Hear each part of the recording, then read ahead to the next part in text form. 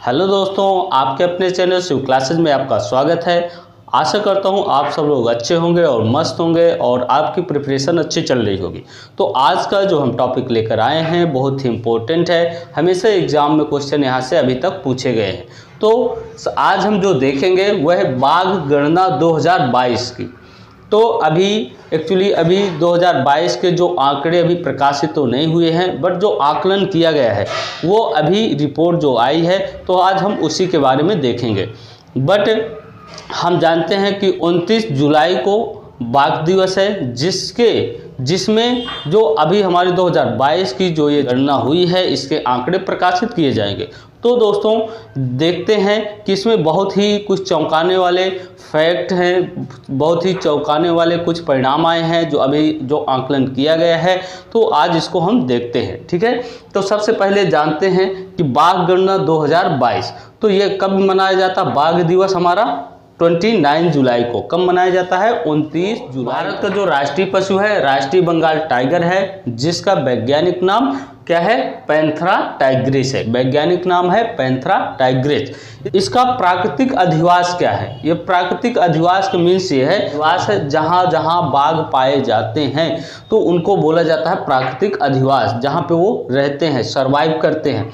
तो ये कहाँ कहाँ पाए जाते हैं, उष्णकटिबंधीय वर्षा वन में पाए जाते हैं, सदाबहार वन में पाए जाते हैं, समशीतोष्ण वन में पाए जाते हैं, मैंग्रोव में पाए जाते हैं और सवाना वन में पाए जाते हैं। प्राकृतिक अधिवास हैं जहाँ पे बाघों की संख्या ज़्यादा होती है, यहाँ पे सर्वाइव करते हैं और अपना वृद्धि एवं विकास करते हैं। ओके, 2022 की जनगणना के अनुसार संरक्षण करने के लिए इनके सामने क्या क्या खतरा है जिससे बाघों की बड़ी पैमाने पर मृत्यु हो जाती है। तो देखते हैं कि क्या क्या खतरा है। एक तो आवास का विखंडन है, जैसा जिस भी अभयारण्य में रहते हैं वाइल्ड लाइफ एरिया होता है तो वहाँ पे अक्सर क्या होता है, कहीं बीच से रोड गुजर जाती है तो इसकी वजह से वहाँ पे बहुत सारे इनका शिकार हो जाता है ना, बहुत सारा इनका जो एक्सीडेंट हो जाते हैं। तो एक तो इनका पहला है आवास विखंडन और अवैध शिकार, ठीक है। बहुत बड़े पैमाने पर बाघों का शिकार किया जाता है। इसके बाद है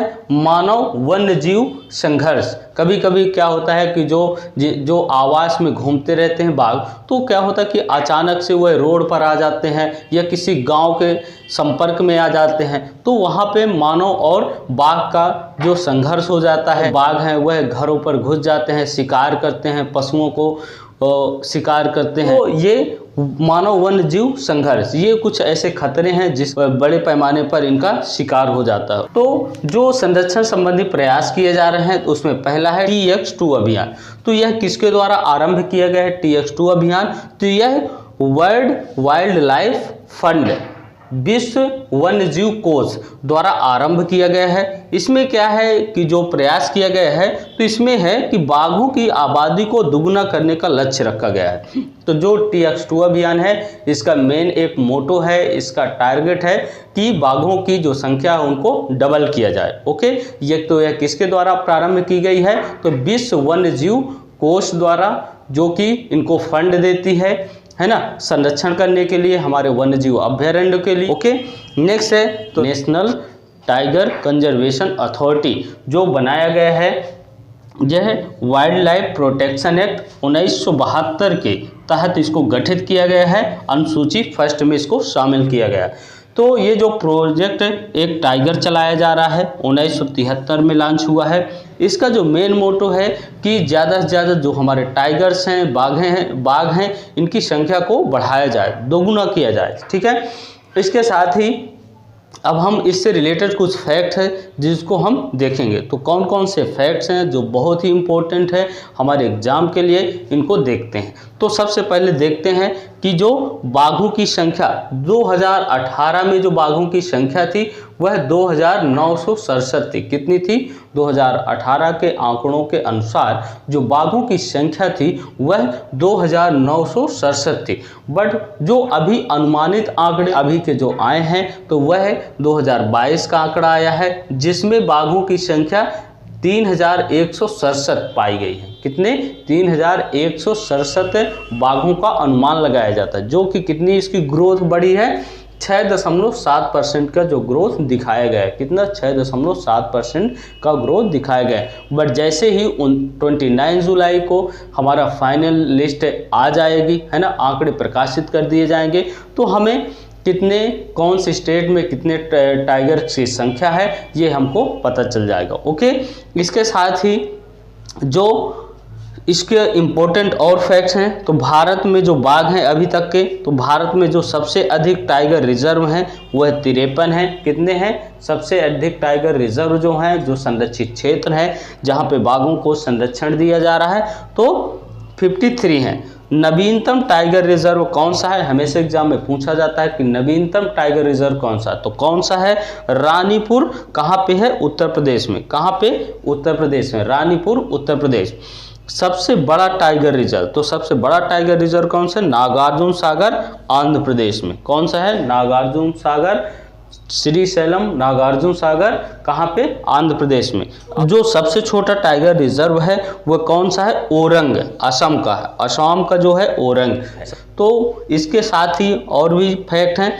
अब देखते हैं कि मध्य प्रदेश, क्योंकि मध्य प्रदेश को, जैसे कि आप लोग जानते हैं कि मध्य प्रदेश को टाइगर स्टेट कहा जाता है, तो टाइगर स्टेट के पीछे इसका कारण है कि जो हमारी ये बाघ गणना जो हमारी प्रकाशित की जाती है, तो हर एक 4 साल में प्रकाशित की जाती है। 4 साल में हमारी बाघ गणना की जाती है। तो इसके पहले 2018 के बाघों की जो गणना हुई थी उसमें 2967 टाइगर थे। 2022 की जो जनगणना आई, अभी आंकड़े प्रकाशित किए गए हैं जो कि अनुमानित है, बट एक अनुमान के अकॉर्डिंग 3167 बाघ, जो कि 6.7% की ग्रोथ हुई है। तो ये बहुत ही अच्छा प्रयास है और हमारे देश के लिए तो यह एक गोल्डन न्यूज है। देखते हैं अब मध्य प्रदेश के अंतर्गत, तो मध्य प्रदेश क्या है? एक टाइगर स्टेट के नाम से जाना जाता था, बट अब ध्यान रखना है, ये ध्यान रखना है कि मध्य प्रदेश में जो अभी तक बाघों की संख्या 2018 के अकॉर्डिंग 526 थी। कितनी थी? 526 थी। वहीं कर्नाटक में जो बाघों की संख्या थी 524। तो आपको पता है कि मध्य प्रदेश 8 सालों के बाद टाइगर स्टेट की संज्ञा फिर से प्राप्त हुई थी। बट अगर कर्नाटक में बाघों की संख्या अगर 524, 526 से आगे निकल जाती है, मध्य प्रदेश से आगे निकल जाती है, तो फिर हमारे मध्य प्रदेश का जो टाइगर स्टेट का नाम है वह हमसे छिन जाएगा और वह किसके पास चला जाएगा? कर्नाटक के पास। तो ये ध्यान रखें, क्योंकि हम देखे हैं कि मध्य प्रदेश में जो बाघ मारे गए हैं, जिनका शिकार हुआ है, उनकी संख्या बहुत ज़्यादा है, लगभग 35 प्लस हैं, जबकि वहीं जो कर्नाटक में जो मारे गए हैं बाघ, जो मृत्यु हुई है जिन बाघों की, उनकी संख्या 10 से 15 है। तो ये बहुत कम आंकड़े हैं। तो हो सकता है कि इस बार जो हमारा मध्य प्रदेश है ये टाइगर स्टेट में ना आए। बट अब हम देखेंगे कि 29 जुलाई को क्या होता है, कितने आंकड़े आते हैं, तो इसके बाद हम फिर से एक बार उसको रिवाइज करेंगे। तो दोस्तों, इतने जो भी ये फैक्ट्स थे हमने उनको बताने का प्रयास किया, और साथ ही आपको इसको 1 से 2 टाइम आपको वॉच करना है, शेयर करना है, वीडियो को लाइक करना है और ज़्यादा से ज़्यादा शेयर करना। ओके, तो मिलते हैं नेक्स्ट क्लास में दोस्तों। जय हिंद।